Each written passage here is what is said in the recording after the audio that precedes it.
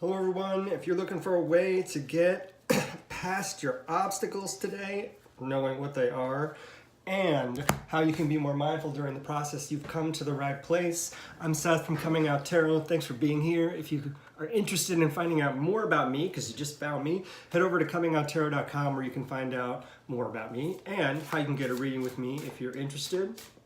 It's November 6, 2018, and this is a reading to help you better understand. Good morning, Renee. What obstacles are in your way today, how you can get around those obstacles, and how you can be more mindful during the process, which I think helps us go further in our own discovery of self so that we can be always improving and better than we were the last time, whatever happens.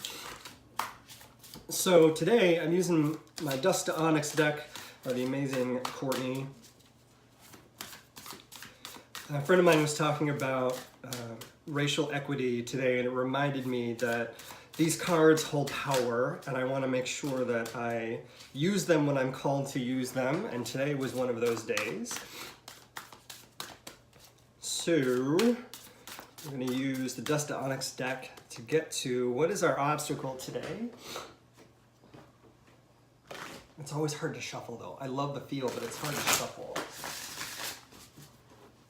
What is our obstacle? It's the action we need to take to get around it. That was a horrible shuffle. I'm going to do that one more time. It's our action we need to take to get around it. There we go. And how can we be more mindful? All right. Good morning. Sorry, I missed your name. Elizabeth, good morning. There we go. All right, here we go. Obstacle, action, mindfulness. All right, our obstacle today, Mama Blade.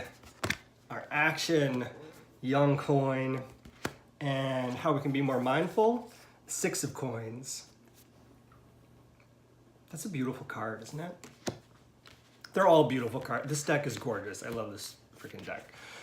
All right, first off, overarching relationships today. We're going to be talking about relationships, in particular, ones that may be in a bit of conflict with each other, or there could potentially just be some neutral, like either the relationships we're going to talk about today, they either care about each other, good morning Joan, or they just don't care at all. And by care, I mean there could be conflict. They care enough for there to be conflict, or they're just neutral. They're like, whatever, you're just in my space and I'm dealing with that. So we're going to talk about relationships today. And this doesn't necessarily mean romantic, and in fact, I would argue that it doesn't. These are relationships that are either familial or professional, more than likely not romantic at all. But if it resonates for you in a romantic space, trust it, believe it, your intuition is right. I don't want to cut that off. But I do believe that these are more platonic relationships. So let's get to the heart of the matter. Our obstacle today in Mama Blade. This is, for those of you that are familiar with tarot, Mama Blade is like the mother of swords. And she relates to the mother of swords. Decisions are pretty tough today because they probably have, to me, less emotion behind them and more fact, which sometimes can make decisions easier, especially if you're someone who is not an emotionally based person. You barrel ahead. Talking to you, Aries, you barrel ahead and you go, this is the way things are and this is the way things should be, and I know that this is the right choice. But making decisions is hard today, especially because there is no emotional component. It's all pretty cut and dry. And it feels like there should be something more in the decisions that you're making, especially as it relates to other people. What you may find is that a person who has the ability to make choices in this manner is probably rubbing you the wrong way, mainly because they probably haven't listened to you. You've got something to share, you've got something to say, and this other person is like, no, I already know. I don't need you. Or they didn't even bother to ask, bitches.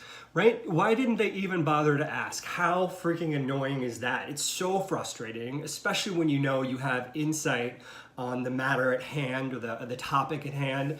And at work, this is even more prevalent when you're working with other people and they just charge ahead and they don't even bother to ask you, and you've been doing it for years, or you've had the experience and they don't, and they just charge ahead, and you know that there's probably going to be some challenges if they don't talk to you.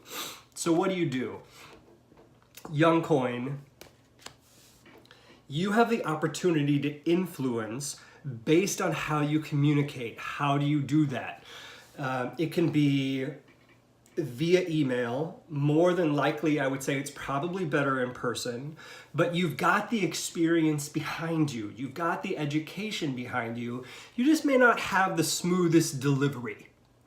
So do it in a way that is trackable, so that there's a record, which could be not only via email, but could be in front of another person. So you're acknowledged in some way that you shared this information with the other person. That way you've had the opportunity to inform whatever decisions are being made, and you're being heard. It's still probably going to feel a little wonky, like they're what is like condescending in a way of what you have to say, but it doesn't mean they haven't heard it. So gently offer what it is that you have to share via email or in front of other people to this person that you know is going to have some trouble listening to you. They do need the information. They do want to hear it. They're just not going to come off like they want to hear it. So it's a delicate situation. So how can you be more mindful during this process? This is the 6 of coins.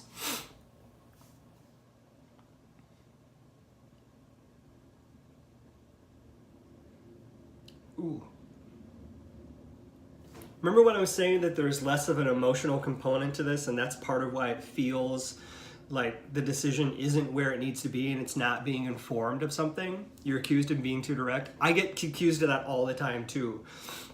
So gently share this information, because here's the thing, the other person may not realize how important it is for you to share, and it's going to be wounding to you, their response, right? But what you can do is offer the information and say, you know what, I've got something I'd like to share with you. Is it okay if I share it? I've got some more information related to this decision that you're making. Do you have 5 minutes that I can talk to you about it? If you don't, I can shoot you an email just so you have the information. Offer what you have. And then they're able to take it. Because if you just give it to them right away, it's not going to go over well. But if you offer it in the email or in person, then they have the opportunity to take it. And if they refuse it, then you know where you stand, and you can move on from there. So the mindfulness exercise here is, what does it feel like to offer? Yes, do it with love. What does it feel like to offer somebody something material? I have information you need. Can I talk to you about it? I have information you need. Are you ready to receive it? Is basically the mindfulness exercise here. Are they ready to receive it?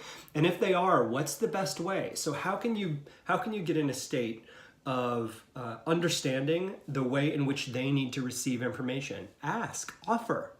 I have some information that you might need. Can I share it with you? And if they say no, you've done what you need to do and you've got the feeling, right? Yep, it's like they have an option. All right, I hope this is helpful, you guys. If it is, please give it that thumbs up. It lets me know that it's useful and important to you, and that the content is good for you. And it also gets it in front of other people. So if you share this with other people, always amazing, thank you. If you give it the thumbs up, it starts to show up in people's feeds, and I really appreciate it if you give it a thumbs up so that it can reach more people. And if you haven't gone over to Comingouttarot.com, get over there and check out the shop. I'd love to hear what you think about what's going on over there, especially if you're interested in getting a reading with me. Thank you for those thumbs up. I really appreciate it. And so do the other people that this is going to get in front of, so thanks. I also want to remind you, if you're signed up for my newsletter, you're already getting the coupon. But if you're not, sign up over at Comingouttarot.com. You'll get some money off a year ahead reading that helps you take control of your 2019. It gives you insight into all 12 months so that you can make some choices about how you'd like to approach each of those months going forward, so that you can either shift the direction that things are headed or stay on course, whichever is best for you. Guys, I hope you have a great Tuesday, and I'll see you all later. Thanks for being here.